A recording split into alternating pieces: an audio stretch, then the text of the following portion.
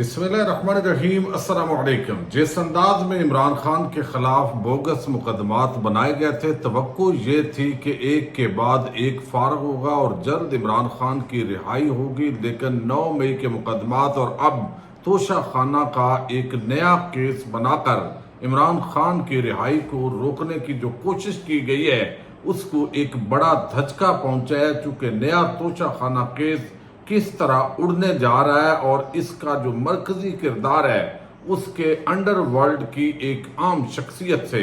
کس طرح کے تعلقات نکلے ہیں، اور ایک ایسا شخص عمر فاروق ظہور جو دبئی کے اندر موجود ہے اور پاکستان کو انتہائی مطلوب ہے، اس کے علاوہ ناروے اور سوئٹزرلینڈ کے اندر بھی فراڈ کے مقدمات کے اندر وہ مطلوب تھا۔ وہ مسلسل نہ صرف پاکستان کا سفر کرتا رہا بلکہ پاکستان کی انتہائی عام اور طاقتور شخصیات کے ساتھ اس کی ملاقاتیں ہوتی رہی۔ یہ طاقتور شخصیات سیاسی بھی تھی اور عسکری بھی تھی، اور اب جو یہ شخص ہے اس کے اس انٹری کے ساتھ ہی سپریم کورٹ آف پاکستان کے اندر ایک رپورٹ ہے جس کے اندر تہلکہ خیز انکشافات سامنے آئے ہیں۔ 63 صفحات کی اس رپورٹ میں اس کردار کے بارے میں کیا لکھا گیا اور کس طرح کے اس کے تعلقات ہیں، اور اس کے ساتھ ہی پاکستان کے ایک عام ترین صحافی نے بڑے انکشافات کیے ہیں۔ اس کی ڈیٹیل اس ویڈیو میں آپ کے سامنے رکھنی ہے۔ انتہائی عام ویڈیو ہے۔ جن دوستوں نے چینل کو سبسکرائب نہیں کیا، اگر مناسب سمجھیں تو سبسکرائب کر لیں، اور فیس بک کا پاک نیوز ود ساجد گندل جو پیج ہے اس کو فالو کر لیں تاکہ ہر نئی آنے والی جو ویڈیو ہے وہ آپ تک پہنچے۔ عمران خان کے حوالے سے یہ توقع تھی چند ہفتے پہلے کہ جس طرح ایک کے بعد ایک کیس فارغ ہونے جا رہا ہے، اپیلوں کے اندر اڑ رہا ہے، تو جلد ہی ان کی رہائی ممکن ہوگی، لیکن 9 مئی کے مقدمات کی ایک تو جو ہے وہ پروسیکیوشن تیاری کر رہی ہے، اور اس کے ساتھ ہی ایک نیا مقدمہ بنایا گیا، اور یہ بھی توشہ خانہ کے اندر جو ہے وہ گھڑیاں اور کچھ اور چیزیں لینے سے متعلق ہے، جو اس وقت آپ اوورال ویڈیو سن رہے ہیں، جس میں بتایا گیا کہ عمران خان اور بشرا بی بی پر نئی انکوائری رپورٹ کے اندر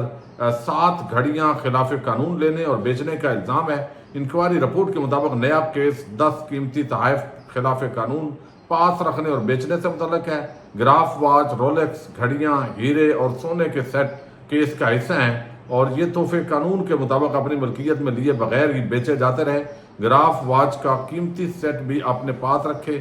بغیر ہی بیچ دیا گیا۔ تو یہ ساری چیزیں جو ہے وہ الزامات ہیں، چونکہ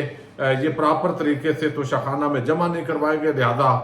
ان کو جو ہے وہ بیچ دیا گیا ہے۔ اب یہ جو نیا آپ کو علم ہے، جو اس سے پہلے ایک قیمتی گھڑی جس کی بڑی قیمت لگائی گئی، اور قیمت لگانے والا دبئی کے اندر ایک عام کردار عمر فاروق ظہور تھا، اور وہ اربوں روپے اس کے اوپر لگا کے تو 14 سال سزا سنائی گئی، اور جس طرح تیزی کے اندر الیکشن سے ایک ہفتہ پہلے یہ سزائیں سنائی گئیں، اب اپیل کے اندر جا کے یہ معاملات جو ہے وہ الٹے پڑ رہے ہیں۔ اب یہ جو نیا توشہ خانہ کیس ہے یہ بھی اڑے گا، چونکہ اس کی جو بنیاد ہے ایک مرکزی کریکٹر تھے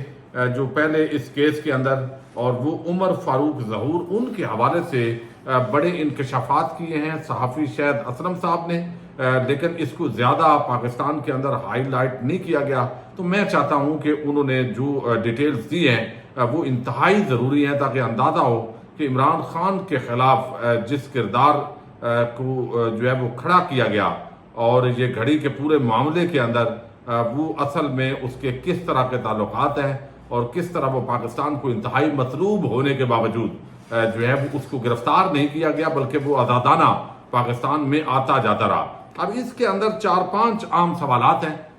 جس کے جوابات آپ کے سامنے رکھنے ہیں، جو شاہد اسلم صاحب نے ڈیٹیل شیئر کی ہیں۔ اس کے مطابق توشہ خانہ کیس کے مرکزی کردار عمر فاروق ظہور کون ہے؟ $20 ملین سے زائد فراڈ کیس کن ممالک کو یہ مطلوب ہے؟ انتہائی مطلوب شخص کس طرح پاکستان میں 30 سے زائد مرتبہ یہ ٹریولنگ کر کے آیا؟ عمر فاروق ظہور کن عسکری اور سیاسی شخصیات سے ملاقاتیں کرتا رہا ہے؟ عمر فاروق ظہور کا مشہور انڈر ورلڈ ڈان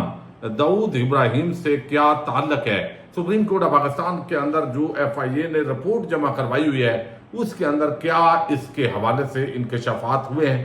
یہ ڈیٹیل اصل میں اس کے اندر دی گئی ہے۔ اب پہلی مرتبہ یہ عمر فاروق ظہور جو ہے وہ نومبر 2022 میں شاہزیب خان زادہ کا ایک انٹرویو ان کے ساتھ آیا اور یہ انٹرویو ریکارڈ کیا گیا تھا، اور بعد میں اس بنیاد پہ آپ کو علم ہے یہ الزامات لگائے گئے۔ گھڑی اس نے بتایا کہ میں نے خریدی تھی، پھر میں نے اس کو پہلے چیک کیا، ویریفائی کیا کہ یہ شاہی خاندان کی گھڑی ہے، شہزاد اکبر کے ذریعے مجھ سے رابطہ کیا گیا۔ فرح گوگی جو ہے اس نے دبئی میں کیش وصول کی، $2 ملین کے اندر $5 ملین جو ہے وہ مانگا گیا، $2 ملین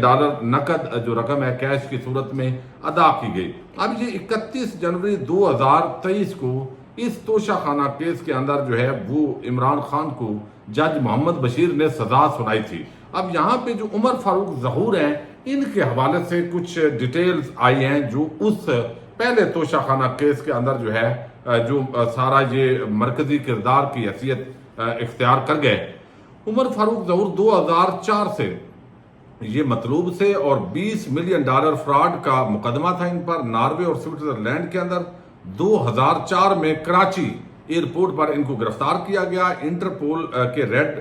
نوٹس تھے، لیکن حوالگی جو ہے وہ بیرون ملک ان کی نہیں کی گئی۔ پھر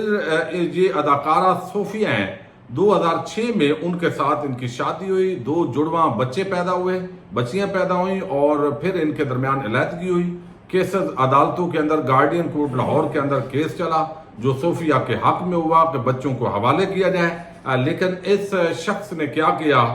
جو یہاں پہ بیان کیا گیا ہے کہ جعلی ڈاکومنٹس تیار کیے ایک دوست کے نام سے، اور وہ بچیاں جو ہے وہ نادرا سے اس کے بچیاں ڈکلیئر کر دی گئی، اور جعل سازی کے ذریعے پاسپورٹ بنوایا گیا اور اس پر دبئی یہ بچوں کو لے کے چلا گیا۔ صوفیہ مرزا یہاں مختلف جگہوں پر دھکے کھاتی رہی۔ بالآخر کچھ عرصہ بعد جب عمر فاروق ظہور نے، صحافی شاہد اسلم لکھتے ہیں، انہوں نے پاکستان آنا تھا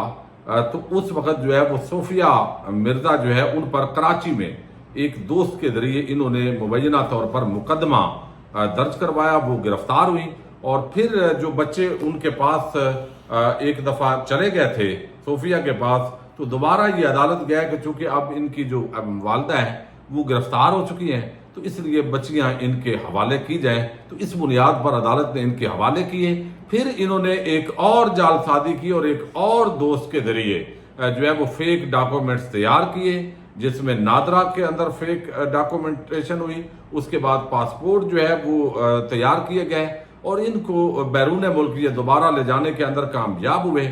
جبکہ لاہور ہائی کورٹ کے اندر جو کیسز چل رہے تھے اس میں بچوں کے پاسپورٹ اور ان کا جو ہے وہ ECL کے اندر نام موجود تھا۔ اب یہاں پر وہ کہتے ہیں 2009 کے اندر